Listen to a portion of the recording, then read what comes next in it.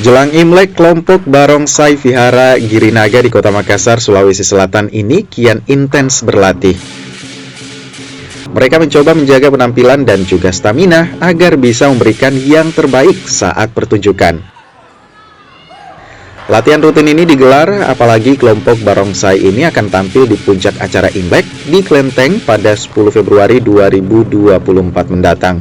Tak hanya itu, mereka juga mulai banyak menerima pesanan tampil, terutama di pusat perbelanjaan hingga sekolah. Tahun ini pertunjukan Barongsai bisa lebih banyak dimainkan, pasalnya tahun-tahun sebelumnya, pertunjukan terbatas akibat pandemi COVID-19. Kita sudah mulai latihan mungkin dari bulan 1, sampai sekarang masih terus berlanjut kita latihan. Ya, untuk persiapan Imlek. Apa mungkin yang dilatih sejauh ini? Mungkin fisik, terus ekspresi dari pemain kepala, terus memperbanyak chemistry dalam pasangan. Untuk tim Barongsai Girinaga menjelang Imlek kami sudah siap.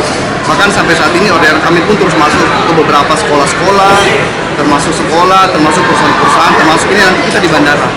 Kalau untuk latihannya kami update setiap hari latihannya. Selain menjelang pertandingan, terus menjelang Imlek juga kita setiap hari latihan. Selain latihan, manfaatnya untuk mengolah fisiknya kita supaya kita lebih kuat ketika kita latihan, ketika kita bermain, dan ketika kita show.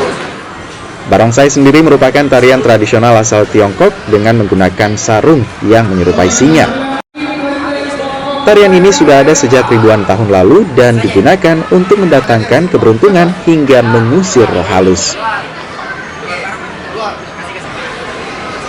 Nila Rustam, Kompas TV, Makassar, Sulawesi Selatan.